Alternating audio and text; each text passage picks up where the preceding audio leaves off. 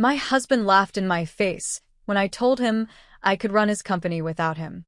You wouldn't last a week, sweetheart, he said, his bourbon-soaked confidence filling our marble foyer as I stood there in my evening gown, humiliated once again in front of his business partners. That night, I walked out with nothing but my dignity and a secret he'd forgotten I knew, one that would cost him everything. What happened next was a revenge, though that's what everyone called it. It was something far more satisfying, proof. And the morning he woke up to find his empire had a new CEO, the look on his face made every sleepless night worth it. If you're curious how a woman erased from her own success story rewrote the ending entirely, you're in the right place. Comment where you're watching from, and like and subscribe for more stories. The crystal chandeliers cast a warm glow across the dining room of the Harper mansion, their light dancing off champagne flutes and the carefully arranged centerpieces. Olivia Harper moved through the space with practiced grace, her emerald dress complementing the elegant decor she'd spent weeks planning. Tonight was important, Ethan's quarterly dinner with the board members and key investors of Harper Holdings. "More wine, Mr. Patterson?" Olivia asked, her smile warm and genuine as she approached one of the senior partners. "Please," he replied, then leaned back in his chair. "You know, Olivia, I was reading your proposal on the Southeast Asia expansion. Really innovative thinking, especially the localized supply chain approach." Olivia's eyes brightened. "Thank you. I've been studying their market dynamics for months, and I really think if we—" "She's been watching too much CNBC," Ethan interrupted with a hearty laugh, placing his hand on Olivia's shoulder with just enough pressure to feel possessive. "My wife likes to play CEO when I'm not around. Isn't that adorable?" The table erupted in polite laughter. Patterson smiled awkwardly, raising his glass in a noncommittal toast. Olivia's smile never wavered, but her fingers tightened imperceptibly around the wine bottle. She'd learned long ago that reacting only gave Ethan more ammunition. "Well, someone has to keep things interesting around here," she said lightly, filling Patterson's glass before moving on to the next guest. Later, after the last guests had departed and the catering staff had cleaned up, Olivia found Ethan in his study, swirling whiskey in a crystal tumbler. He was riding high on the evening's success, his ego inflated by the compliments and congratulations. "Another successful quarter," he announced, not looking up from his phone. "Harper Holdings is unstoppable. You know what Patterson told me? He said we're positioned to dominate the entire sector within 2 years." "That's wonderful," Olivia said, unbuckling her heels and setting them by the door. "Of course, he doesn't see the half of it. The real genius is in the mergers I'm planning." Ethan finally looked at her, his expression shifting to something between amusement and condescension. "You wouldn't understand the complexities, sweetheart. This isn't interior design or party planning. This is real business, high-stakes strategic warfare." Olivia said nothing, simply nodded, and turned toward the bedroom. She'd heard variations of this speech countless times. Each word was designed to diminish her, to remind her that in Ethan's world, she was ornamental, beautiful, useful for appearances, but ultimately expendable. "You wouldn't last a week without me," Ethan called after her, chuckling at his own joke. "Harper Holdings would crumble if left in your capable but, let's be honest, inexperienced hands." Olivia closed the bedroom door behind her, finally allowing her smile to drop. She walked to her private office, a small room Ethan rarely entered, dismissing it as her hobby space, and opened her laptop. The screen illuminated her face as dozens of folders appeared: market analyses, financial projections, strategic proposals, supplier contracts, and detailed business plans. Every major decision Ethan had made in the past 5 years was rooted in documents she'd prepared. Every brilliant instinct he claimed was actually her research, her insights, her strategy. She'd been the architect of Harper Holdings' success, working in the shadows while he took the spotlight. Her phone buzzed. A text from Rachel. "Coffee tomorrow? Need to talk to you about something important." Olivia typed back. 10 a.m. The usual place. The next morning, Olivia met Rachel Chen at a discreet cafe downtown, far from the circles where they might run into anyone from Ethan's world. Rachel was more than her best friend. She was a senior financial analyst at one of the city's top firms, brilliant and unflinchingly honest. "You look tired," Rachel observed, stirring sugar into her cappuccino. "Ethan hosted another dinner last night. You know how those go." Rachel's expression darkened. "That's actually what I wanted to talk to you about. Liv, I've been hearing things. Ethan's making moves, big ones, and from what I can tell, he's restructuring in ways that would completely cut you out." Olivia's stomach tightened. "What do you mean?" "He's hired 3 new executives in the past month, all of them reporting directly to him. He's created a new tier of management that essentially walls off the board from any influence you might have. And..." Rachel hesitated, her voice dropping. "He's been meeting with lawyers. Corporate lawyers who specialize in asset protection and marital dissolution." The words hung in the air between them. Olivia had suspected something was shifting, but hearing it confirmed felt like ice water in her veins. "He's building a fortress," Rachel continued. "One where you're locked outside." Olivia stared into her coffee, her mind racing. "How long have you known?" 2 weeks. I wanted to be sure before I said anything. Thank you for telling me." Rachel reached across the table, squeezing her hand. "What are you going to do?" "I don't know yet," Olivia admitted. But even as she said it, strategies were already forming in her mind. That evening, Olivia returned home earlier than usual. Ethan was still at the office, which gave her the perfect opportunity. She moved through his study with purpose, careful not to disturb anything that might alert him to her presence. In the locked drawer of his desk, she knew where he kept the key. She found what she was looking for: an unsigned contract, stamped with the Harper Holdings seal. As she read through the dense legal language, her worst fears materialized on the page before her. The contract outlined a new corporate structure that would transfer complete control to Ethan, dissolving the advisory capacity she'd maintained. More damning was the attached document, a post-nuptial agreement that would separate their assets, leaving her with a settlement, but absolutely no claim to the company. The company she'd built with him. The company she'd actually built for him. Olivia photographed every page with her phone, her hands steady despite the fury building inside her. She returned everything to its exact position and locked the drawer. 2 nights later, Harper Holdings hosted its annual gala, a glittering affair where the city's elite gathered to network and be seen. Olivia wore a stunning burgundy gown, her hair swept up elegantly, playing the role of the perfect executive wife. She was in conversation with the mayor's chief of staff when Ethan's voice carried across the room. He was holding court with a group of investors, his laughter loud and self-assured. "Of course, Olivia has her strengths," he was saying. "She's creative, artistic, great at making things look beautiful. But business? Strategy? That's a different game entirely. That's a man's game, if we're being honest." The men around him chuckled, some uncomfortably, others with full-throated agreement. Olivia felt eyes turning toward her, waiting to see if she'd react. She raised her champagne flute slightly, acknowledging she'd heard, and smiled graciously. But her hand trembled. Just slightly. She excused herself and made her way to the ladies' room, where she gripped the marble counter and stared at her reflection. This was who she'd become, a woman who swallowed humiliation with a smile, who made herself smaller so her husband could feel larger. When she returned to the ballroom, she moved through the crowd with renewed purpose, making connections, laughing at jokes, being the charming Mrs. Harper everyone expected. But something inside her had shifted. A door had closed, and another, one she'd been afraid to open, was beginning to crack. Later that night, back at the mansion, Ethan was euphoric from the evening's success. He poured himself another drink, his 3rd or 4th. Olivia had lost count. "Did you see Harrison's face when I told him about the Tokyo deal? He nearly fell over himself trying to get in on it."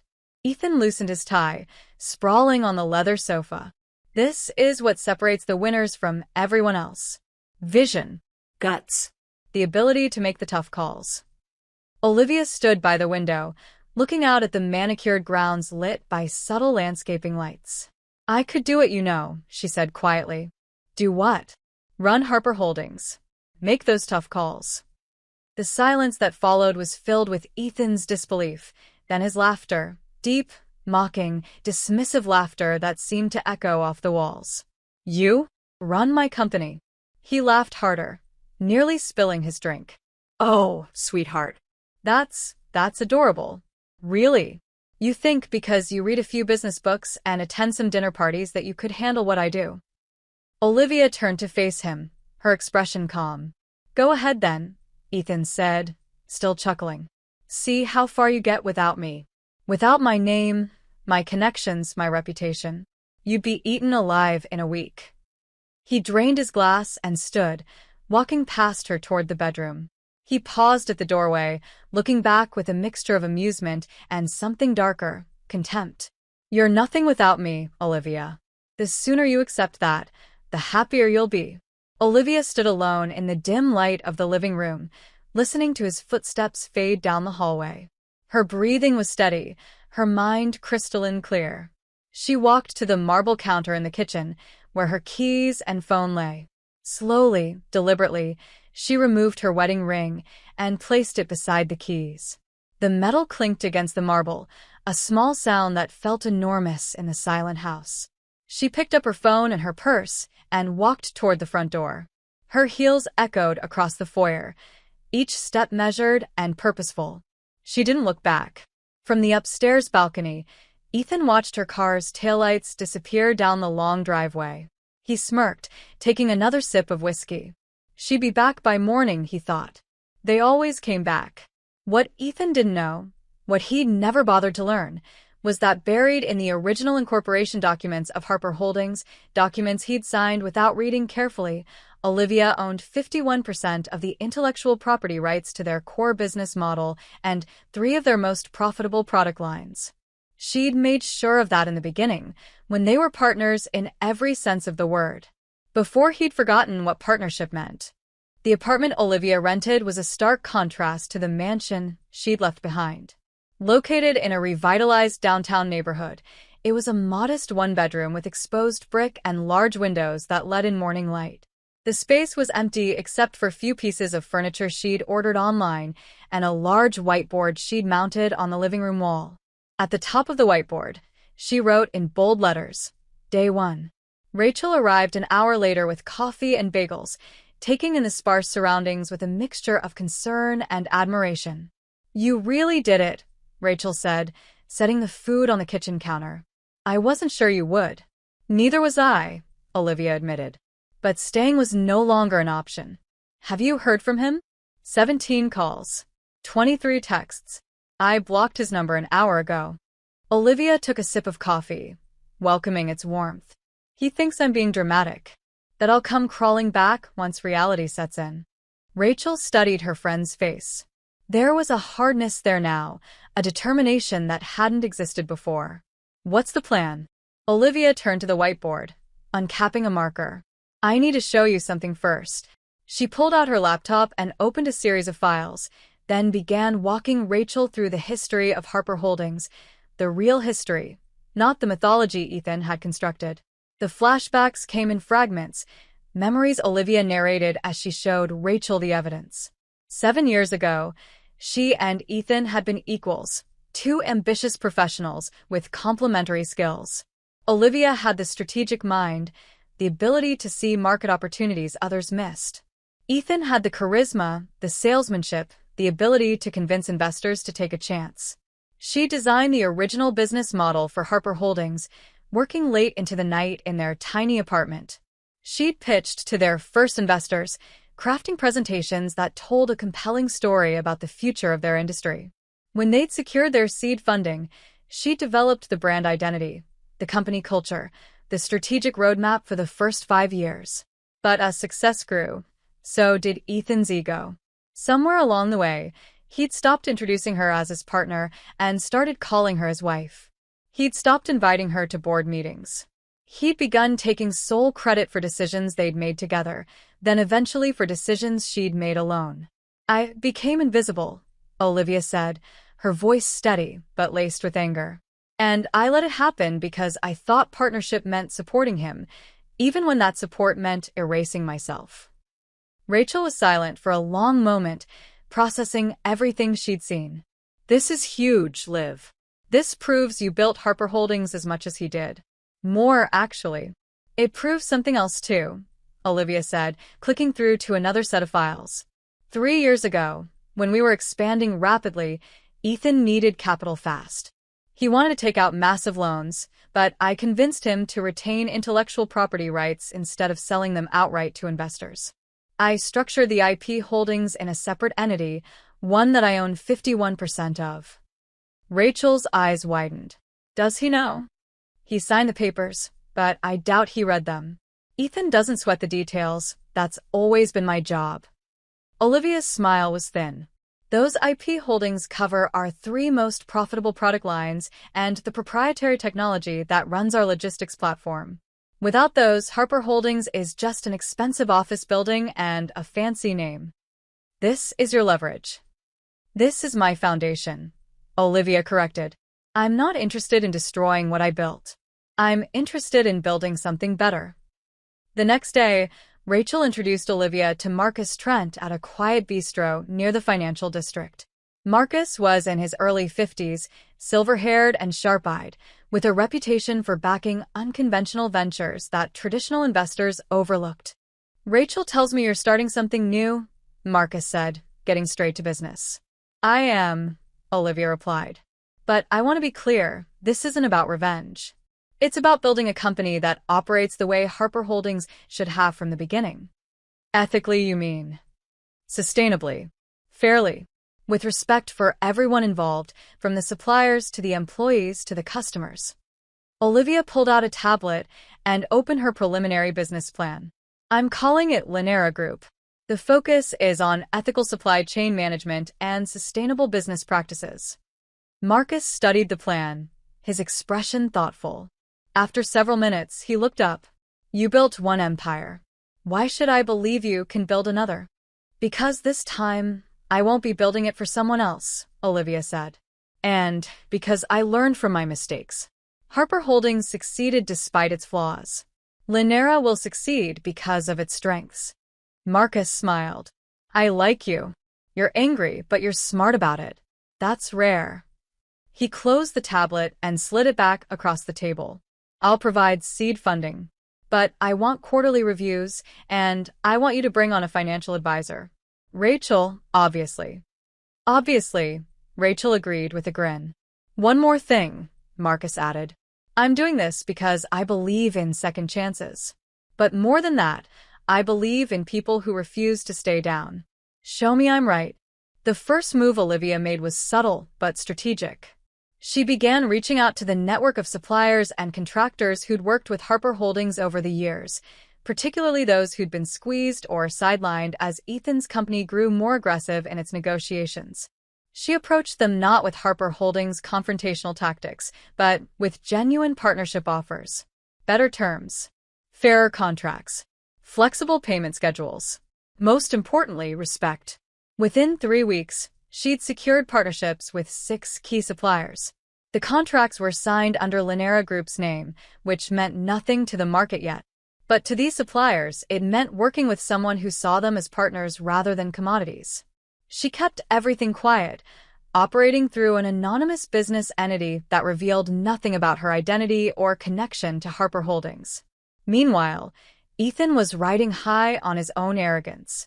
At Harper Holdings' monthly leadership meeting, he waved off concerns about the supplier contracts that had mysteriously fallen through. It's a competitive market, he told his team dismissively. We'll find new suppliers. We always do. His COO, a sharp woman named Jennifer, pressed the issue. Ethan, we've lost 3 major logistics partners in 2 weeks. That's not normal market fluctuation. Someone's offering them better deals. Then we offer better deals, Ethan snapped. Problem solved. It's not just about money, Jennifer said carefully. I've spoken with a few of them. They're talking about business philosophy, ethical practices, long-term partnerships. Someone's selling them a vision, not just a contract. Ethan laughed. Since when do suppliers care about vision? They care about money. Match the offers or find new partners. Next item. But privately, a seed of concern had been planted. That evening, he tried calling Olivia again. The call went straight to voicemail, not blocked, just ignored. Olivia was discovering something she'd forgotten during her years with Ethan. She was good at this. Better than good. Without the constant undermining, without the need to make herself smaller to accommodate his ego, her natural talent flourished. She spent her evenings in her apartment, surrounded by whiteboards covered in strategy maps and market analyses. She spent her days in coffee shops and co-working spaces, taking meetings with potential partners and allies. She was building something from nothing, and for the first time in years, she felt fully alive. One afternoon, she drove out to a neighborhood she hadn't visited in years. The house was modest, with a well-tended garden and a wheelchair ramp leading to the front door. Her father answered after the second knock. "Olivia," he said, surprise and pleasure mixing in his weathered face. "I didn't know you were coming." "I should have called," she admitted. "Can we talk?" They sat on the back porch, looking out at the garden her father had built over decades. He'd been a small business owner himself before a stroke had forced him to retire. He'd never approved of Ethan, though he'd been too polite to say so directly. "I left him," Olivia said. Her father nodded slowly, as if he'd been expecting this news for years. "Good. You're not surprised?" "I've been waiting for you to remember who you are," he said. "That man made you forget. But you're remembering now, aren't you?" Olivia felt tears prick her eyes. "I'm trying to build something new. Something better. But I'm scared, Dad. What if I fail?" Her father reached over and took her hand, his grip still strong despite his age. "You remember what I told you when you started your first business in college? That little tutoring service? You said I couldn't win by being angry." "I said you can't win by only being angry," he corrected. "Anger is fuel, but strategy is the engine. You were always the smartest person in any room, Olivia. You just forgot to believe it." He squeezed her hand. "Win by being smart. The rest will follow." Those words stayed with her as she returned to the city and dove deeper into building Linera Group. A week later, something unexpected happened. One of Harper Holdings' junior PR associates accidentally leaked an internal memo to the wrong distribution list. The memo was routine, a summary of the company's historical achievements, but buried in the appendix was a footnote crediting Olivia Harper, co-founder and chief strategy officer for the development of several major initiatives. The memo was from 4 years ago, back when Ethan still occasionally acknowledged her contributions. The PR associate had found it in the archives while preparing anniversary materials. Within hours, screenshots of the memo began circulating on LinkedIn and Twitter. Business journalists picked it up, asking questions. Who is Olivia Harper? Why wasn't she listed on current leadership pages? What had happened to the woman who'd apparently co-founded one of the region's most successful companies? Ethan's PR team scrambled to contain the situation, issuing a bland statement about Olivia having stepped back from day-to-day operations to focus on personal interests. But the questions persisted, and with them, a growing narrative about the invisible women behind successful men. Olivia watched the social media storm from her apartment, feeling a grim satisfaction. She hadn't planned this, but she wasn't going to waste it either. Ethan, however, was livid. He called an emergency meeting with his PR team, his communications director, and his legal counsel. "How did this happen?" he demanded. "It was an honest mistake," his PR director explained. "The associate was pulling old materials for the anniversary campaign. I don't care if it was honest or dishonest. Fix it. Make it go away." His lawyer, a cautious man named Bernard, cleared his throat. "Ethan, we need to be careful here. If we respond too aggressively, it could backfire. The optics of silencing your ex-wife right now." "She's not my ex-wife. We're separated, not divorced. Semantics aside, the public is sympathetic to her. They're asking legitimate questions about her role in founding the company." Ethan leaned back in his chair, jaw tight. "She had a role. A supporting role. I built Harper Holdings. My vision, my leadership, my risk." Bernard exchanged a glance with the PR director. "That may be your perspective, but the historical documents suggest a more collaborative founding." "Then change the documents," Ethan snapped. "We can't change what's already public record," Bernard said carefully. "And frankly, trying to do so would be worse than letting this blow over naturally." But it didn't blow over. Instead, it gained momentum. Ethan started receiving calls from investors, casual inquiries that carried an undercurrent of concern. One of his board members mentioned over lunch that his wife had asked about Olivia after seeing the memo. She wanted to know if we'd pushed out a talented woman because she wasn't aggressive enough. I told her no, of course, but it got me thinking. That night, alone in the mansion that suddenly felt too large and too empty, Ethan poured himself a drink and stared at the city lights beyond his window. Somewhere out there, Olivia was doing something. He didn't know what, but he could feel her presence like a shadow at the edge of his empire. He tried her number one more time. It rang twice, then went to voicemail. Olivia, we need to talk. This is getting ridiculous. Whatever point you're trying to make, you've made it. Call me back. The phone buzzed immediately, a text message from an unknown number. Check your trademark applications. Ethan's blood ran cold. He opened his laptop and logged into the patent and trademark database, running a search for any recent applications related to Harper Holdings' key technologies. 3 applications appeared, all filed within the past month. All filed under Linera Group LLC. All covering technologies and methodologies that Harper Holdings had been using for years, technologies Olivia had developed. He tried to open the detailed filings, but his access was restricted. These were proprietary applications, visible only to the filing party. Ethan grabbed his phone and called Bernard. We have a problem. The lawsuit arrived via courier on a Tuesday morning, delivered to Harper Holdings' legal department in a nondescript manila envelope. By noon, it had reached Ethan's desk. By 1 p.m., it had been leaked to the press. Linera Group LLC, Harper Holdings, intellectual property theft. The filing was meticulous, brutal in its precision. It alleged that Harper Holdings had continued using proprietary methodologies, software protocols, and strategic frameworks that were legally owned by Linera Group, technologies that predated the company itself, because they'd been developed by Olivia Harper during the founding of Harper Holdings. The legal argument was elegant. Olivia had never transferred her IP rights to these methodologies. She'd licensed them to Harper Holdings through the separate entity she controlled.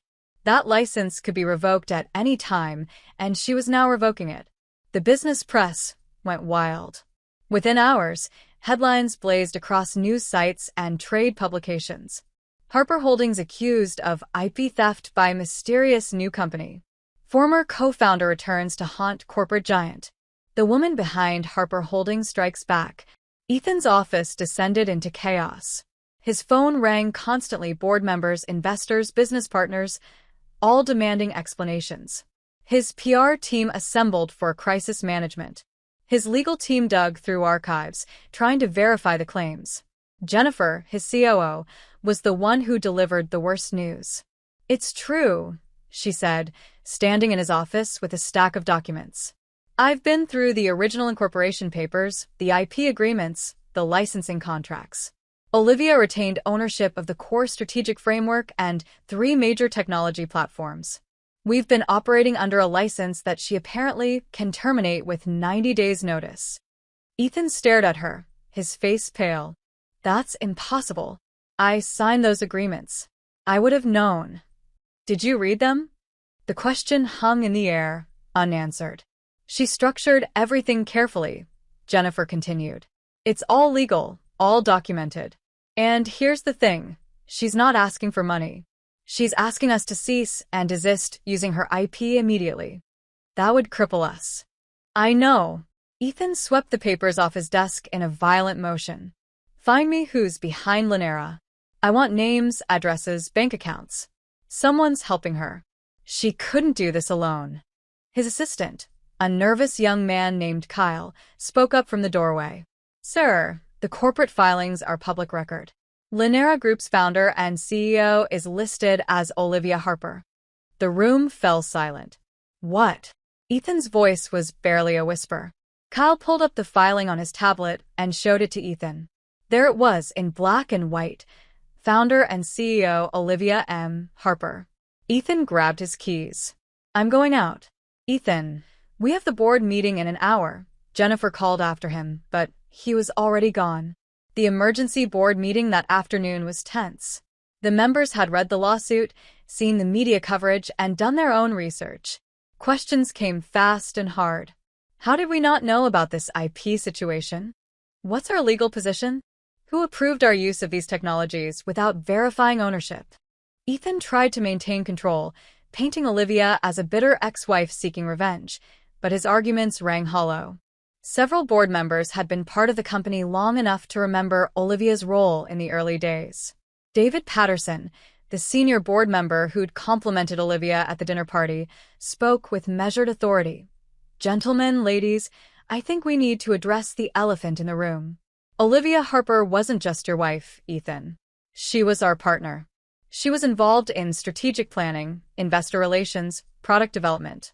I remember because I was there." "She was my wife," Ethan insisted. "She helped, yes, but..." "She co-founded this company," Patterson interrupted. "And we gradually wrote her out of the story because it was easier, more convenient, more traditional. We all participated in that. Now we're paying the price." The meeting ended with no clear resolution, only a directive for the legal team to assess their position and attempt to negotiate with Linera Group. While Ethan's world was crumbling, Olivia's was expanding. Linera Group's website went live the same day the lawsuit became public. It was sleek, professional, and built around a philosophy that stood in stark contrast to Harper Holdings' aggressive capitalism. "We believe in building businesses that serve all stakeholders, not just shareholders. We believe in sustainable growth, ethical partnerships, and empowering the next generation of leaders." The site featured case studies from the suppliers Olivia had partnered with, highlighting how Linera's approach had helped them grow while maintaining their values. It showcased the technology platforms she developed, now properly credited to her, and announced several new initiatives in sustainable supply chain management. The response was immediate and overwhelming. Within 48 hours, Olivia received inquiries from dozens of companies interested in partnerships. Major business publications requested interviews. LinkedIn announced she was one of the most viewed profiles in the business category. But the moment that truly shifted the narrative came from an unexpected source. Daniel Chun, Harper Holdings CFO and a man who'd worked closely with Olivia in the early years, reached out through a discreet intermediary. They met at a hotel bar far from the financial district, where the chances of being recognized were minimal. "I've seen what you're building," Daniel said without preamble. "And I've seen what Ethan's become." "Why are you here, Daniel?" He pulled out a flash drive and slid it across the table. "Because I'd rather work for someone who builds people up than someone who tears them down. This contains 3 years of financial data, strategic documents, and internal communications that might be useful to you." Olivia stared at the flash drive but didn't touch it. "This is corporate espionage. This is documentation of decisions I was part of. I'm listed on most of these documents. They're as much mine as they are his." Daniel met her eyes. "Ethan's been cooking the books, Olivia. Not dramatically, but enough. Inflating projections, hiding risks, pushing debt off into subsidiaries. The board doesn't see it because they don't want to, but it's there." "Why now?" "Because I'm tired of being complicit. And because I think what you're doing actually matters." He stood. "I'm not asking for anything. I'm not even saying I'll jump ship right now. But I wanted you to know that not everyone at Harper Holdings is drinking the Kool-Aid."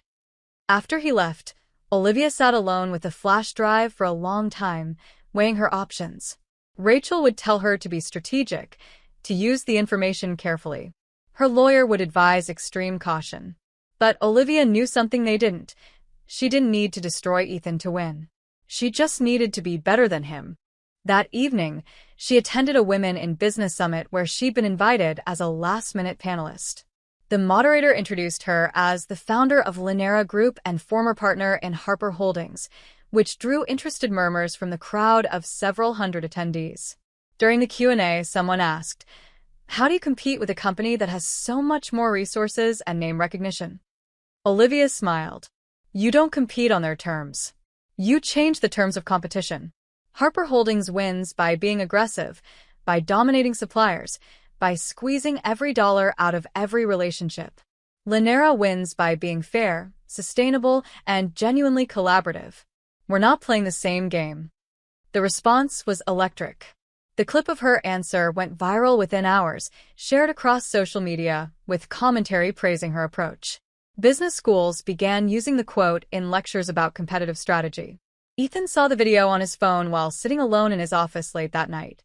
He watched it 3 times, studying her face, the confidence in her voice, the way the audience responded to her. When had she become this person? Or had she always been this person, and he'd simply refused to see it? His father's call came just before midnight. "We need to talk," Charles Harper said. His voice carried the weight of decades in business, along with a disappointment Ethan hadn't heard since childhood. "Come to the house tomorrow morning. 9 a.m. Don't be late." The Harper family estate was where Charles had raised Ethan, where the old man still lived in partial retirement while maintaining his role as chairman of Harper Holdings Board. Ethan arrived to find his father in the study, newspapers and printouts spread across the desk. Every article about the lawsuit, about Olivia, about Linera Group. "Sit," Charles commanded. Ethan sat. "You've lost control, son. This is just a temporary setback. We'll settle with Olivia, restructure." "You've lost control," Charles repeated, harder this time. "Of the company, of the narrative, and apparently of your marriage. Do you know how many board members have called me in the past 3 days? How many investors are asking about succession planning? I built that company." "You and Olivia built that company," Charles interrupted. "I remember because I was one of your first investors. I read those original business plans, the ones she wrote. I sat in on those early strategy sessions where she was doing most of the talking while you were schmoozing investors." He leaned forward. "You had talent, Ethan. Real talent. But you let your ego consume everything else. So what now? You're taking her side?" "I'm taking the company's side. The board is meeting next week to discuss leadership changes. They're talking about bringing Olivia back." Ethan felt the floor shift beneath him. "Back? To what?" "She left. She left you. She never officially resigned from the company. And technically, given her IP holdings and original partnership stake, she has more claim to leadership than you might like to admit." "This is insane."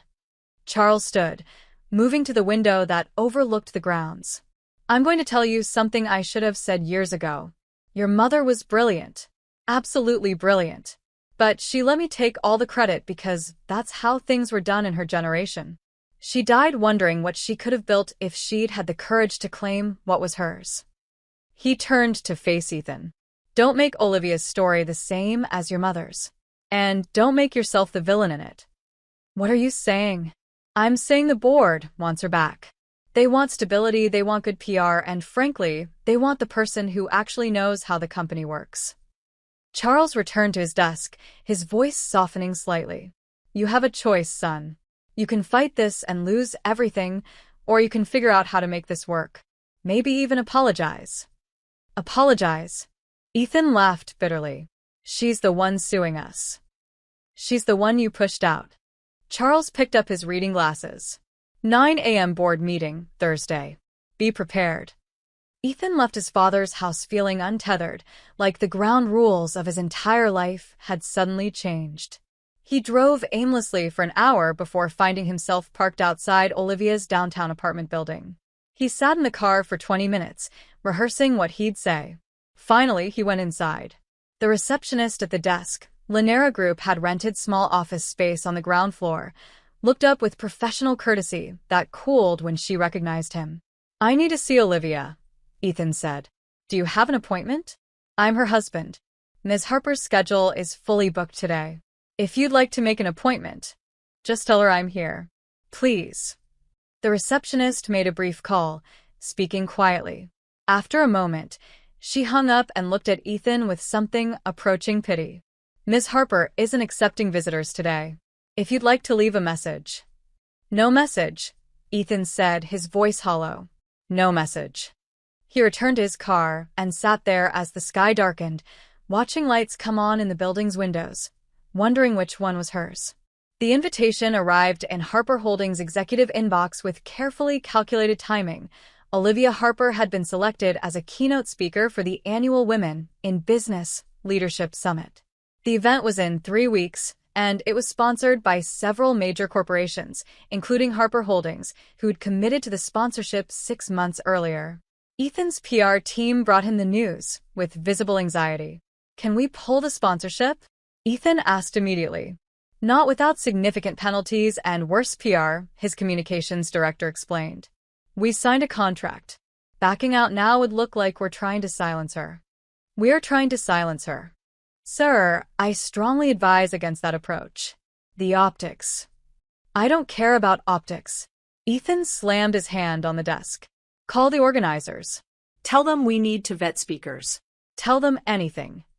But the organizers were unmoved. "Ms. Harper is one of the most requested speakers we've had in years," they told his team. "Her story resonates. If Harper Holdings has a problem with that, perhaps you need to examine why." The story leaked within days. Major sponsor attempts to cancel female entrepreneurs' speech. The backlash was immediate and fierce. Feminist business groups rallied around Olivia. Social media exploded with criticism of Harper Holdings. 3 other sponsors publicly announced they were proud to support diverse voices in an obvious dig at Ethan's company. Ethan was forced to release a statement claiming there had been a miscommunication and that Harper Holdings fully supported Ms. Harper's participation in the summit. The damage was done. The narrative was set. Powerful man tries to silence ex-wife's success. In the weeks leading up to the summit, Olivia refined her approach. She met with speechwriters, practiced her delivery, and worked with Rachel to ensure every word would land with precision. This wasn't just a speech. It was the moment she'd reclaim her story in public. Meanwhile, behind the scenes, Daniel continued feeding her information. The flash drive he'd given her contained evidence of what he described: inflated projections, hidden liabilities, questionable accounting practices. Nothing dramatic enough to bring criminal charges, but enough to seriously concern regulators and investors. Olivia didn't use it. Not yet. She kept it locked away, insurance if she needed it, but hoping she wouldn't. "You're being too nice," Rachel told her over dinner one evening. "He tried to erase you. Now you have the ammunition to destroy him." "Destroying him doesn't build anything," Olivia replied. "It just makes me like him." "So, what's the endgame?" Olivia smiled. "I win by being better, not by making him worse." The night before the summit, Olivia received an unexpected call from Jennifer, Ethan's COO. "I'm not supposed to be calling you," Jennifer said. "But I thought you should know, the board is meeting tomorrow morning. Before your speech. They're discussing leadership changes." "What kind of changes?" "The kind that involve you." Jennifer paused. "Ethan doesn't know yet. His father is leading the charge. Patterson and 3 other senior members are backing it. They want to bring you back as co-CEO, possibly transitioning to sole CEO within 6 months. Olivia's hand tightened on her phone. "Why are you telling me this?" "Because I've worked under Ethan for 4 years, and I've watched the company struggle despite our success. We're profitable, yes, but we're hemorrhaging talent, burning through supplier relationships, and our reputation is suffering. You built something in 3 months that we haven't been able to build in years. Genuine respect." Jennifer's voice softened. "And because I'm a woman in a leadership position, largely because you fought for that policy in the early days. I haven't forgotten." After Jennifer hung up, Olivia sat in her apartment, processing the information. The board wanted her back. They were going to offer her the company she'd built, the company Ethan had claimed as his own. She should feel triumphant. Instead, she felt the weight of the decision ahead. Rachel found her there an hour later, staring out the window at the city lights. "You okay?" Rachel asked. "They're going to offer me Harper Holdings." "That's amazing." "That's exactly." Rachel stopped, reading her friend's expression. "You're not sure you want it." "I built Llanera for a reason," Olivia said slowly. "It's clean. It's mine. It operates by principles I believe in. Harper Holdings it's tainted. It's built on Ethan's choices, his culture, his mess. So clean it up." "You'd have the power to do that." "Would I? Or would I spend years trying to undo damage while fighting people who are loyal to Ethan, to his way of doing things?" Olivia shook her head. "I don't know if that's the empire I want." Then don't decide tonight, Rachel said. Give the speech tomorrow. See what happens. Trust yourself. The summit was held at the city's premier convention center, a gleaming structure of glass and steel. Over 2,000 attendees filled the main hall, executives, entrepreneurs, students, journalists. The energy was electric. Olivia stood backstage in a navy dress that was both professional and powerful, her hair pulled back in a simple style that meant business. She could hear the crowd murmuring, see camera crews setting up, feel the weight of the moment. The MC introduced her. Please welcome Olivia Harper, founder and CEO of Lynera Group, co-founder of Harper Holdings, and one of the most talked-about entrepreneurs of the year. Olivia walked onto the stage to thunderous applause. She took her position at the podium, let the applause fade, and looked out at the sea of faces. Thank you, she began, her voice steady and clear. 3 months ago, I was told I was replaceable, that my ideas didn't matter. That business was a man's game, and I was just playing at it. The audience was absolutely silent. My husband said I wouldn't last a week without him. Without his name, his connections, his reputation. He laughed when I suggested I could build something on my own. She paused, letting the words land. He was wrong. The crowd erupted in applause. Olivia waited for silence. But here's the thing, this isn't a revenge story. I didn't build Lynera Group to hurt him or to prove him wrong. I built it because I finally remembered something I'd forgotten. I don't need permission to be exceptional. None of us do. She told her story then, but not with bitterness.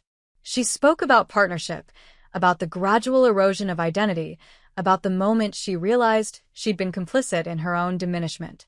She talked about the fear of starting over, the terror of leaving security for uncertainty. They told me I was replaceable, she said, her voice rising with passion. Turns out, I was the replacement all along. I was the strategy. I was the vision. I was the foundation. They just forgot to mention it on the website. The audience laughed, but it was laughter mixed with recognition, with understanding. So here's what I learned, Olivia continued. Power isn't something someone gives you. It's something you claim. Respect isn't something you ask for. It's something you command. And success isn't about destroying those who doubted you. It's about building something so undeniable that their doubts become irrelevant. The applause was deafening. People rose to their feet. The cameras caught every moment, and within minutes, clips were spreading across social media. In a private box overlooking the hall, Charles Harper sat with 2 other board members, watching intently. That, Patterson said quietly, is leadership. The standing ovation lasted nearly 3 minutes. When Olivia finally left the stage, she felt lighter than she had in years, as if something heavy she'd been carrying had finally been set down. Backstage, her phone exploded with messages. Media requests, partnership offers, speaking invitations, and one text from an unknown number. That was extraordinary. The board wants to meet with you. Tomorrow, 10 a.m. Charles Harper. But the moment that truly mattered came an hour later, when the event had ended and Olivia was preparing to leave. A young woman, probably in her mid-20s, approached nervously. Ms. Harper? I'm sorry to bother you, but I needed to tell you something. The young woman's eyes were bright with tears. I've been working at a company where my boss takes credit for all my ideas. I've been too scared to leave, too scared to speak up. But listening to you today, I realized I don't need his permission to be who I am. I'm turning in my resignation tomorrow. Olivia took the woman's hands. What's your name? Jessica. Jessica, listen to me. When you leave, leave well. Be professional, be graceful, but be firm. And then build something so beautiful that when they look back, they'll realize what they lost. Olivia smiled. And if you need a reference or an introduction, you know where to find me. Jessica nodded, tears streaming down her face, and walked away transformed. That evening, Olivia met with her core team, Rachel, Marcus, and 2 other advisors, in Lynera's small office. Charles Harper wants to meet tomorrow, Olivia told them. They're going to offer me Harper Holdings. Marcus leaned back in his chair. What do you want to do? I want to hear what they have to say, Olivia replied. But I'm not sure I want what they're offering. Why not? One of the advisors asked. It's everything you fought for. Is it? Olivia looked around at the modest office, at the whiteboard still covered with their early strategies, at the team she'd assembled. I fought to build something that matters. I fought to prove I could lead. I've done both. Harper Holdings it's the past. Lynera is the future. You could have both, Rachel suggested. Merge them. Use Harper Holdings resources to scale Lynera's vision. Olivia considered this. Maybe, but on my terms. The next morning, Olivia arrived at Harper Holdings headquarters for the first time in months. The building felt both familiar and foreign. She knew every floor, every corner, yet she was entering as an outsider. Charles Harper greeted her personally in the lobby, a gesture not lost on the employees who watched discreetly. He led her to the executive boardroom, where the senior board members waited. Thank you for coming, Charles began once they were seated. I'll be direct. The board has decided that Harper Holdings needs new leadership. After careful consideration, we'd like to offer you the position of CEO. Olivia listened as they outlined the terms. Full operational control. Ethan would remain as a board member, but with significantly reduced power, restructuring authority, and a compensation package that reflected her true value. What about Ethan? Olivia asked. He'll be given a graceful exit. A consultant position if he wants it, but effective leadership of the company would transfer to you. Charles met her eyes. This is what should have been from the beginning. Olivia was quiet for a long moment. Then she asked, Where is Ethan now? We haven't told him yet. We wanted your answer first. I need to speak with him. The board members exchanged glances. Olivia, that's not necessary. It is for me, she said firmly. Before I make any decision, I need to speak with him directly. They found Ethan in his office, unaware of the meeting happening floors above him. When Olivia entered, escorted by his father, his face went through a series of emotions: surprise, hope, confusion, then understanding. They're giving you the company, he said flatly. They're offering it, Olivia corrected. I haven't accepted. Why not? This is what you wanted. Olivia sat down across from him, studying the man she'd once loved, once partnered with, once believed in. Is it? I'm not sure anymore. For the first time since she'd known him, Ethan looked truly vulnerable. I'm sorry, he said quietly. I know it's too late, I know it doesn't change anything, but I'm sorry. You were right. About all of it. What changed? Watching you build Lynera. Watching you succeed without me. He laughed bitterly. I told myself you couldn't do it. That you needed me. But the truth is, I needed you. I always did. I was just too insecure to admit it. Olivia felt something shift.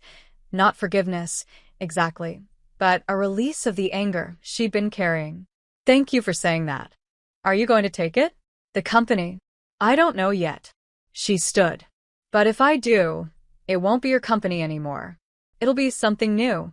She left Ethan sitting in his office and returned to the boardroom, where Charles and the others waited anxiously. I'll accept on 3 conditions, Olivia said. First, we merge Harper Holdings with Lynera Group under a new name and new mission statement, one that reflects the values Lynera was built on. Charles nodded. Agreed. Second, we implement a complete restructuring. New executive team, new policies, new culture. Everyone reapplies for their position, including Ethan. No one gets a free pass based on history. Done. Third, Olivia paused. I want a seat on the board for someone from outside our industry. Someone who represents the communities we serve, not just the shareholders we answer to. This caused murmurs among the board members, but Charles silenced them with a gesture. We'll make it happen. Olivia extended her hand. Then we have a deal. The news broke that afternoon. Olivia Harper had been appointed CEO of Harper Holdings with a mandate to restructure and reimagine the company from the ground up. The announcement included details of the merger with Lynera Group and the new mission statement Olivia had drafted. The media went wild. Social media exploded. Business analysts called it the corporate redemption story of the decade. But for Olivia, sitting in the corner office that had once been Ethan's, looking out at the city that had witnessed her fall and rise. It wasn't about redemption. It was about reclamation. She'd walked away with nothing but her dignity and her intelligence. She'd built an empire from scratch. And now she'd returned to the empire she'd originally built, not as a wife, not as a footnote, but as the architect she'd always been. Her phone buzzed. A text from Ethan, "Congratulations. You deserve this. I'm sorry it took losing everything for me to see what I had." She read it, then set the phone down without responding. Some things didn't need a reply. Instead, she opened her laptop and began drafting the memo that would go out to all Harper Holdings employees Monday morning. It began. "Change is never easy, but it's always necessary. Together, we're going to build something that matters, not just a profitable company, but a force for good. This is day one of that journey. Who's with me?" She saved the draft and looked out at the setting sun, painting the sky in shades of orange and gold. Olivia Harper had laughed when told she could be replaced. Turned out, she was the only one who couldn't be. The first morning as CEO, Olivia arrived at Harper Holdings before sunrise. The building was quiet, save for the security guard who nodded respectfully as she passed.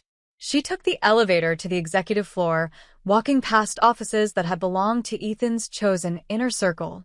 Everything would change, but change required patience. By 8 a.m., employees began trickling in. Word had spread over the weekend. Olivia Harper was now their leader. Some greeted her warmly, relief evident on their faces. Others avoided eye contact, uncertain where their loyalties should lie. A few watched with barely concealed hostility, remnants of Ethan's old guard. Her first executive meeting was scheduled for 9. The conference room filled with department heads, most of whom she recognized from her early days at the company. They sat stiffly, waiting. "Good morning," Olivia began, standing at the head of the table. "I know this transition is unexpected for many of you. Some of you are wondering if your jobs are safe. Others are wondering what my leadership will look like. So let me be clear." She pulled up a presentation on the screen behind her. "Harper Holdings has been profitable, yes. But we've achieved that success by cutting corners, squeezing suppliers, burning through employees, prioritizing short-term gains over long-term sustainability. That ends today." The room was silent. "Over the next 6 months, we'll be implementing new policies, fair supplier contracts, employee equity programs, transparent accounting, and ethical business practices. Every department will be evaluated not just on profit, but on how you achieve that profit. Anyone who can't adapt to this new direction is welcome to leave with a generous severance package." One of the senior VPs, a man named Richard who'd been Ethan's golf buddy, spoke up. "With all due respect, Ms. Harper, this sounds like bleeding heart idealism. Our shareholders care about returns, not feelings." "Our shareholders care about sustainable growth," Olivia corrected. "And they're smart enough to know that companies built on exploitation eventually collapse. We're getting ahead of that curve." She looked directly at Richard. "But you're right to question this approach. Which is why I'm giving everyone here 2 weeks to decide if they want to be part of this new vision. No judgment either way." After the meeting, Jennifer approached her privately. "That was bold." "It was necessary," Olivia replied. "I can't rebuild the culture if I'm working with people who are actively undermining it. Richard will fight you. So will about half the executive team. I know, but the other half will thrive. And we'll hire better people to fill the gaps." Olivia gathered her materials. "Change is messy, Jennifer. But staying the same would be worse." The real challenge came from an unexpected direction. Walking through the main office floor, Olivia noticed Ethan's portrait still hanging prominently in the hall of leadership photos. Employees passed it throughout the day, a constant reminder of the old regime. She stopped, studying the image. Ethan looked confident, powerful, untouchable. "Take it down," she told her assistant quietly. "Miss Harper, the board traditionally approves any changes to." "I'm not asking the board. I'm the CEO. Take it down." By noon, the portrait was gone. The empty space on the walls spoke volumes. Some employees smiled in relief. Others whispered nervously. Olivia had drawn her line in the sand. The media frenzy that followed her appointment was relentless. Every business publication wanted interviews, features, commentary. The narrative had crystallized. Woman dethroned by husband stages epic comeback. Olivia granted selective interviews, always steering the conversation away from revenge and toward vision. "This isn't about what he did to me," she told Forbes. "It's about what we're building together, a company that proves profit and principles aren't mutually exclusive." But not everyone was convinced. Online comment sections filled with skeptics. "She's just bitter. Give it 6 months, and she'll crash the company. She only got the job because of the scandal." Rachel showed her some of the comments one evening over dinner. "You can't read this stuff. It'll drive you crazy." "I need to see it," Olivia said, scrolling through the vitriol. "Because for every person who doubts me, there's someone watching to see if I prove them wrong. That's motivating." The real threat emerged in week 3. Olivia discovered encrypted files on the company's server. Someone had been transferring funds to offshore accounts, and the digital signature pointed to her. She called an emergency meeting with her financial team and IT security. "Someone's setting me up," she said bluntly, showing them the evidence. "These transfers started the day after I became CEO. The signature is spoofed, but convincingly." Her head of IT, a sharp woman named Maya, examined the code. "This is sophisticated. Whoever did this had inside knowledge of our security protocols. Can you trace it? Give me 48 hours." Meanwhile, the transfers continued. Small amounts, carefully hidden in the normal flow of business transactions. But Olivia knew that when, not if, this was discovered, it would look like she was embezzling. The perfect takedown. The anonymous message arrived on her personal phone that night. "You took everything from me. Now I'll take your name." Olivia stared at the message. Her first instinct was Ethan, but something didn't fit. He'd been defeated, apologetic even. This felt different, more calculated, more vengeful. She forwarded the message to Maya and increased security protocols across the company. 2 days later, Maya delivered her findings. The transfers were initiated from CFO Daniel Chen's terminal. But here's the interesting part. The access codes used were from 6 months ago, before the security update. Someone with old credentials. Olivia's blood ran cold. Daniel, who'd given her the flash drive. Daniel, who'd seemed like an ally. Daniel, who'd had access to everything. She called him to her office immediately. Daniel arrived looking nervous, which told Olivia everything she needed to know before he even spoke. "You've been reviewing the offshore accounts," he said, not a question. "Why?" Olivia asked simply. Daniel sat down heavily. "Because you changed the rules too fast. Because the old system worked, and you're dismantling it. Because some of us liked knowing how the game was played. So, you tried to frame me for embezzlement? I tried to show you that you can't just come in and overturn everything without consequences." He met her eyes. "You think you're building something better, but you're destroying jobs, alienating partners, making enemies of people who could have been allies." "I'm building something sustainable," Olivia said coldly. "And you're going to jail. You don't have proof. My lawyer will argue the credentials were stolen, that someone else used them. It'll tie you up in legal battles for years, and the scandal will destroy everything you've built." Daniel leaned forward. "Or you can let me resign quietly. No scandal, no investigation, no mess." Olivia studied him for a long moment. Every instinct screamed to prosecute, to make an example of him. But Rachel's voice echoed in her mind. "Pick your battles. Win the war, not just the fight." "You have until end of business today to submit your resignation," Olivia said finally.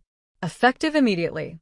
You'll sign an NDA, forfeit your stock options, and if I ever hear you've spoken about this company publicly, I'll release everything, not just the embezzlement evidence, but every shady deal you participated in under Ethan's leadership."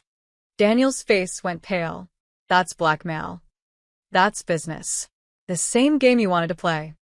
She stood. "Security will escort you out." As Daniel was led away, Olivia felt a strange mixture of victory and exhaustion. She'd won this battle, but at what cost? The constant fighting, the endless threats, the need to stay vigilant against attacks from within. This wasn't the empire she dreamed of building. That evening, alone in her apartment, Olivia stood before the whiteboard from Act 2. The one that said Day 1. She picked up a marker and crossed it out, writing below it, Day 1 again. Rachel found her there an hour later, Chinese food in hand. I brought sustenance. I'm not hungry. You need to eat anyway. Rachel set out the containers. I heard about Daniel. Word travels fast. It always does. Jennifer called me. She said you handled it perfectly. Rachel handed her chopsticks. So, why do you look miserable? Olivia sank onto the couch. Because it never ends, Rachel. I thought once I got the company back, once I proved myself, it would be, I don't know, easier? But every day there's a new threat, a new betrayal, a new battle.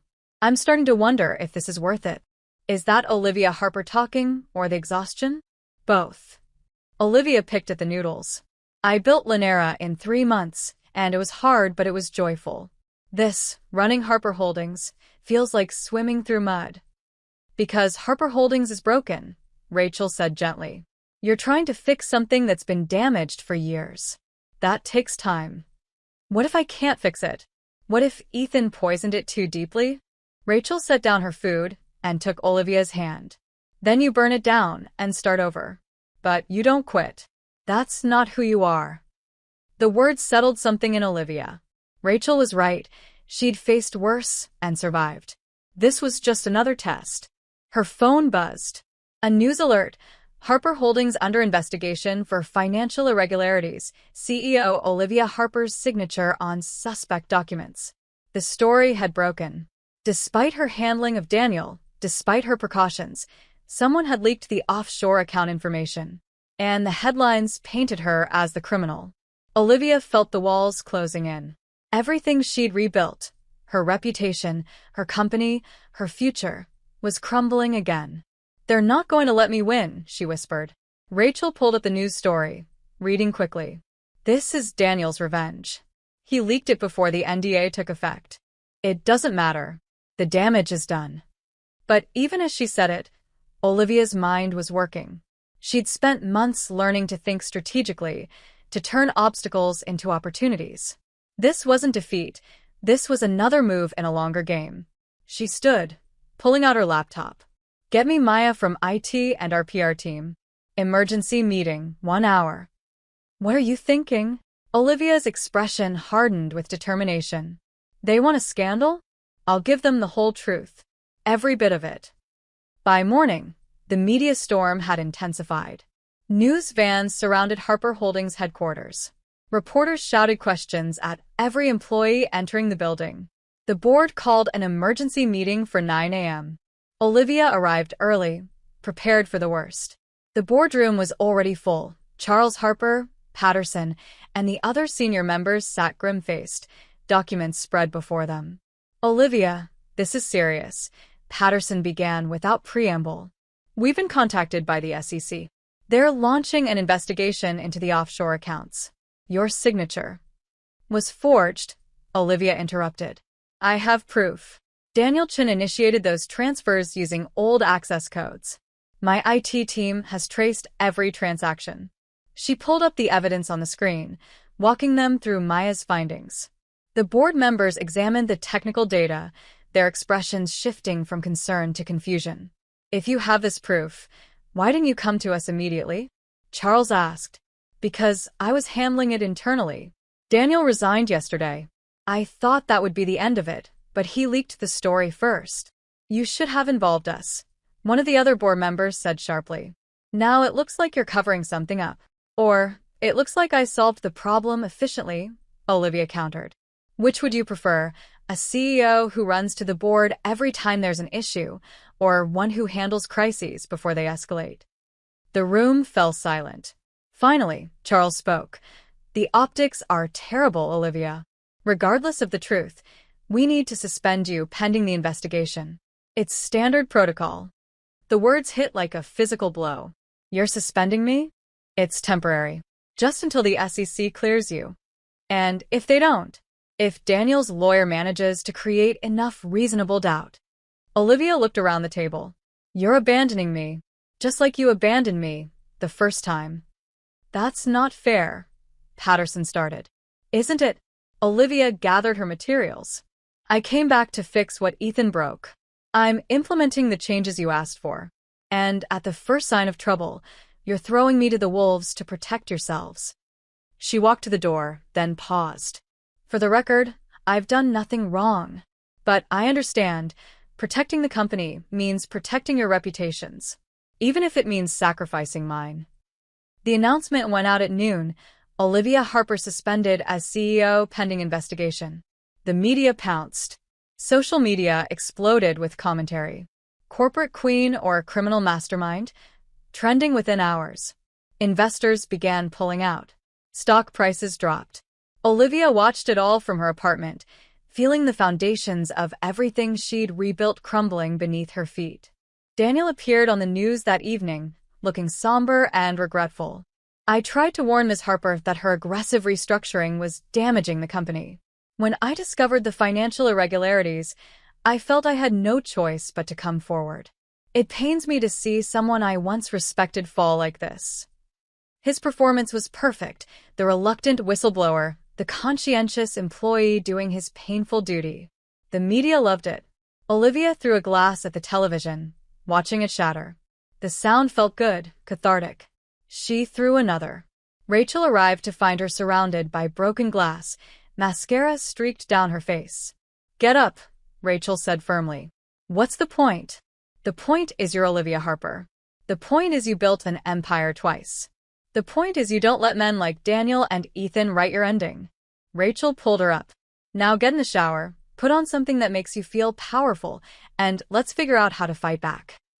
Olivia looked at her friend through tears. I'm so tired, Rachel. I know. But you can rest after you win. 2 hours later, clean and dressed, Olivia sat at her laptop with renewed focus. Rachel was right. Wallowing accomplished nothing. She needed to fight. She pulled up the flash drive Daniel had given her months ago. The evidence of Ethan's financial irregularities, the cooked books, the hidden risks. She'd kept it as insurance, but never used it. Now she examined it with fresh eyes. The document showed a pattern. Daniel had been complicit in much of Ethan's creative accounting.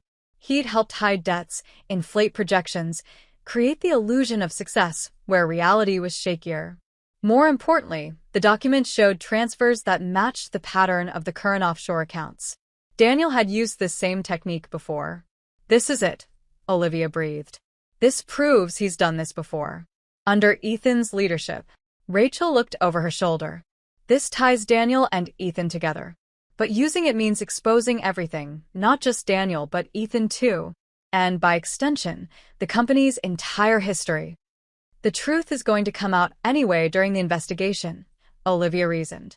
Better if I control the narrative. You're sure? Olivia thought of the young woman at the summit, Jessica, who'd been inspired to leave her toxic job. She thought of all the employees who'd trusted her to build something better. She thought of herself, standing in the mansion, ring on the counter, walking away from everything. I'm sure. No more secrets. No more protecting people who don't deserve it. She called Jennifer. I need you to arrange a press conference for tomorrow morning. And I need you to do it without board approval. Olivia, they'll fire you. They've already suspended me. What more can they do? Olivia smiled grimly. Besides, by tomorrow afternoon, they'll be thanking me. The press conference was held in the lobby of Harper Holdings at 8 a.m., before the board could stop her. Dozens of reporters crowded the space, cameras flashing as Olivia took her position at the podium. She looked calm, professional, unshakable. Thank you for coming, she began. I'm here to address the allegations against me and to provide full transparency about the situation at Harper Holdings. She pulled up the first slide, the forged signatures, the technical evidence of Daniel's manipulation. Former CFO Daniel Chen initiated fraudulent transfers using my digital signature. We have conclusive proof of this, which has been provided to the SEC. Mr. Chen resigned when confronted with this evidence, then leaked a false narrative to discredit me. Reporters shouted questions. Olivia held up a hand. But that's not the full story. The full story is that Mr. Chen learned these techniques during his tenure under the previous leadership, techniques that were used to hide financial irregularities and present a false picture of Harper Holdings' stability. She pulled up documents from the flash drive, redacted to protect proprietary information but clear enough to show the pattern. I'm releasing this information not to attack my predecessor, but because transparency is the only way forward. Harper Holdings has operated in shadows for too long. Under my leadership, we will operate in the light. The room erupted. Reporters shouted questions over each other. Cameras flashed like lightning.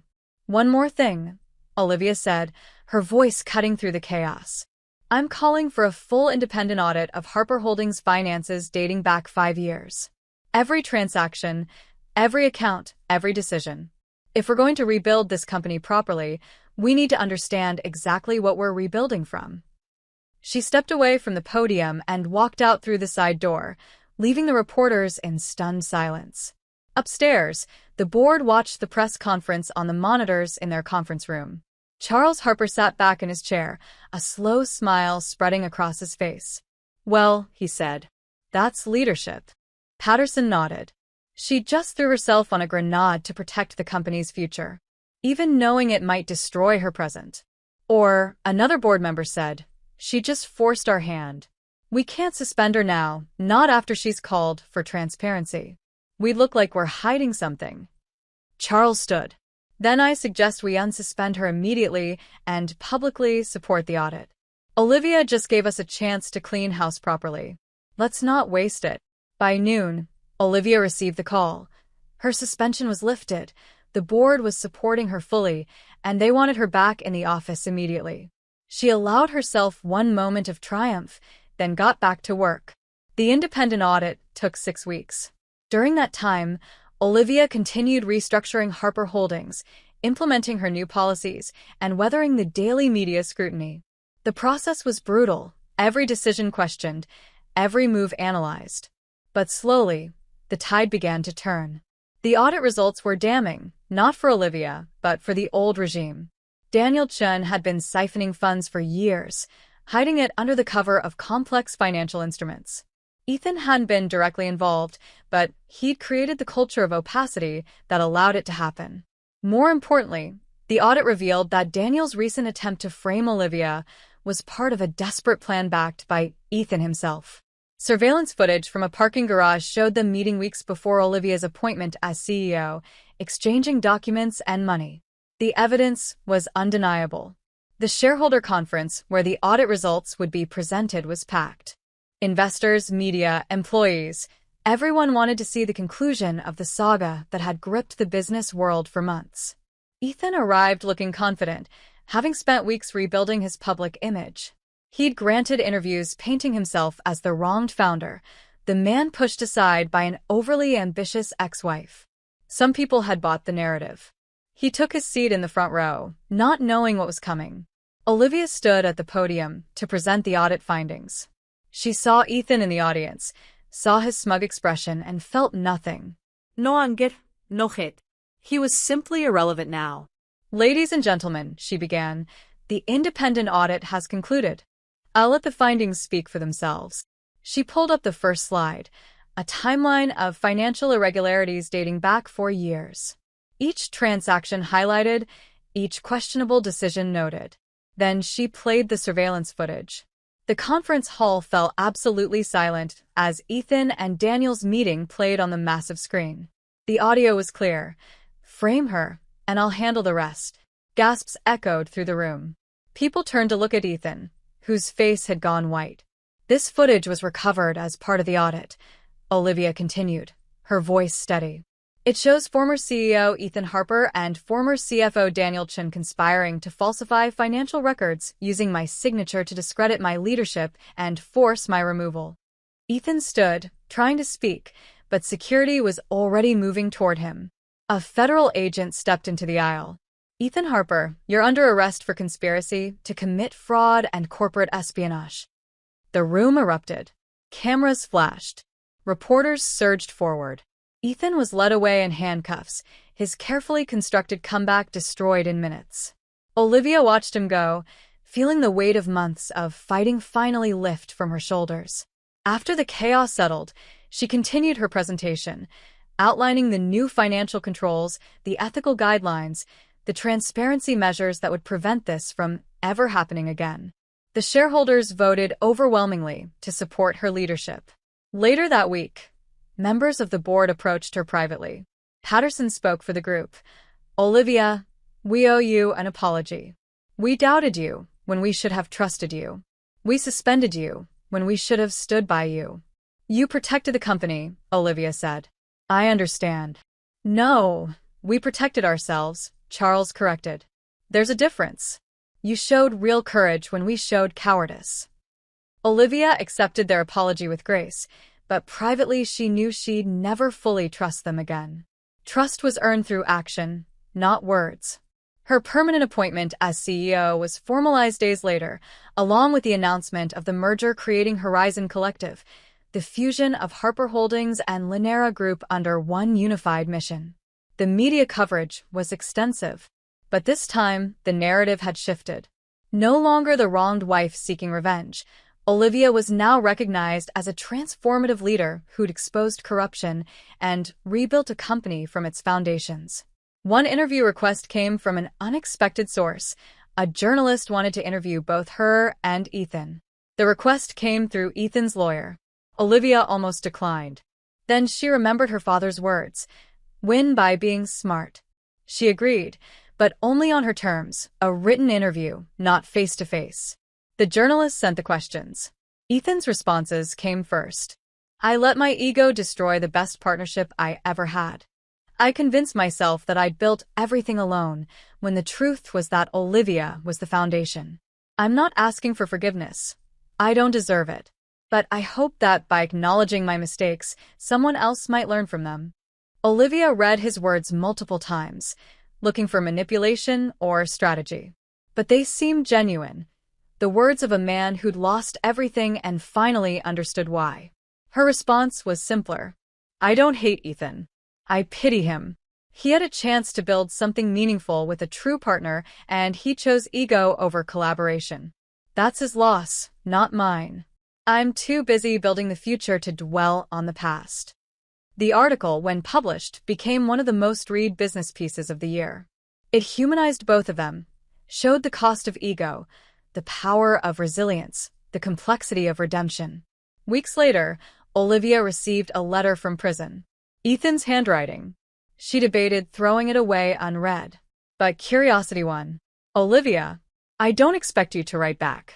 I just wanted you to know that I finally understand what I took from you, not just credit or control, but your joy in building something. I watched you light up when talking about strategy or innovation, and instead of celebrating that, I felt threatened by it. I'm not writing to ask for anything. You owe me nothing. I just wanted you to know that what you're building now, Horizon Collective, it's everything I claimed to want but never had the courage to create. You were always the better version of us. Ethan." Olivia read the letter twice, then filed it away. It was closure of a sort.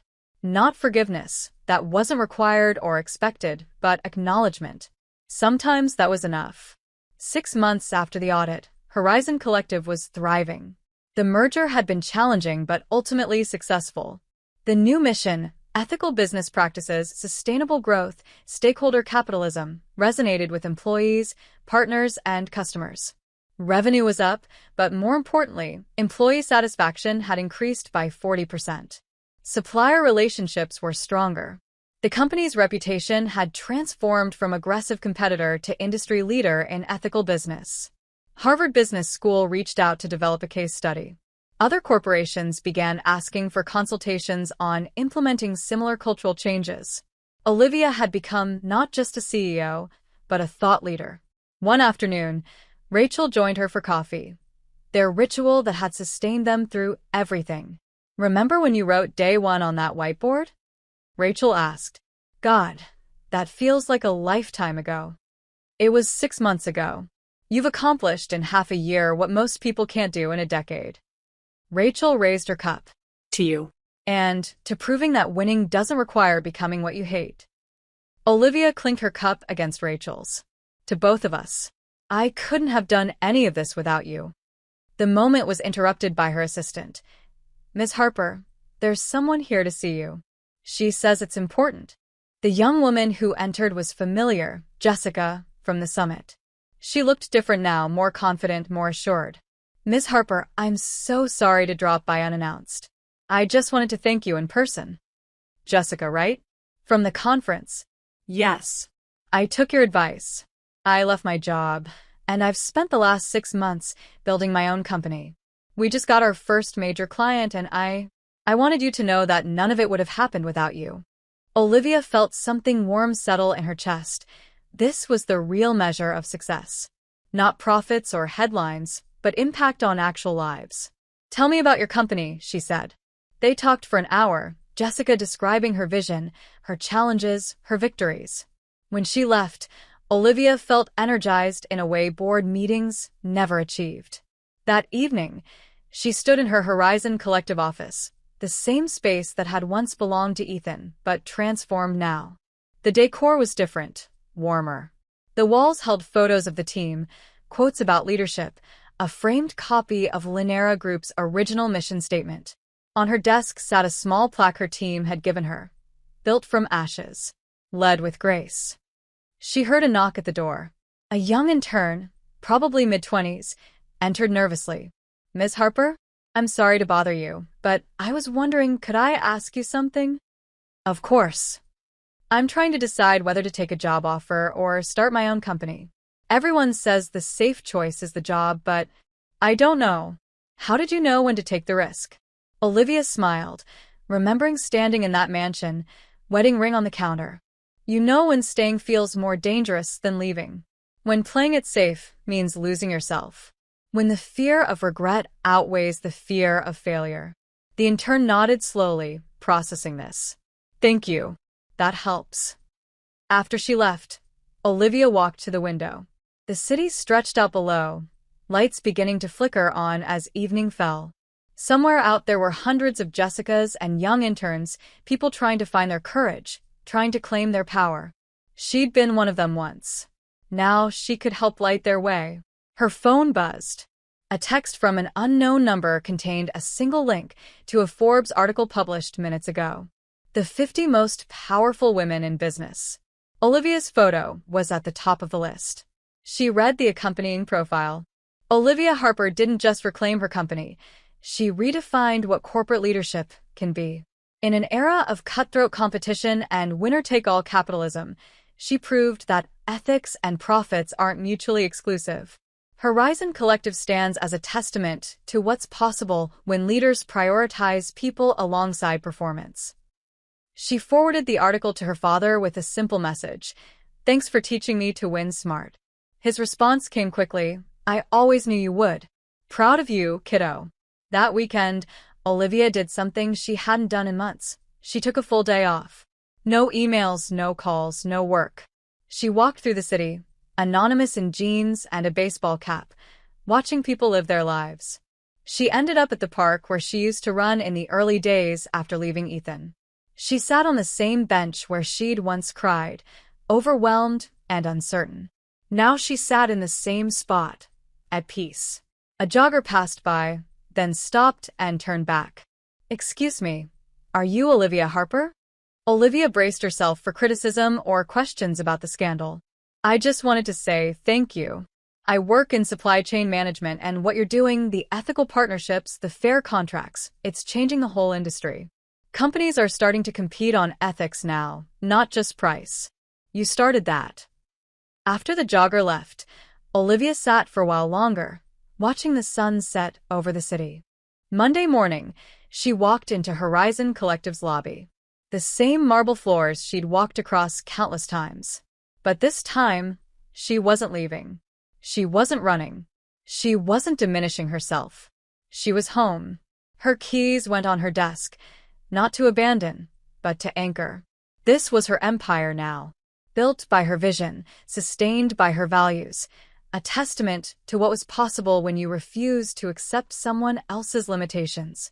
The final frame of her story wasn't dramatic or explosive. It was simply this: Olivia Harper at her desk, working on the next challenge, building the next solution, leading the next generation. because she'd learned the most important lesson of all. Winning wasn't about destroying those who'd hurt her. It was about building something so meaningful that their betrayal became irrelevant. They'd thought she wanted revenge. All she'd ever wanted was freedom. And as it turned out, they were the same thing if you earned it right. If someone spent years taking credit for your work and diminishing your worth, would you have the courage to walk away and rebuild?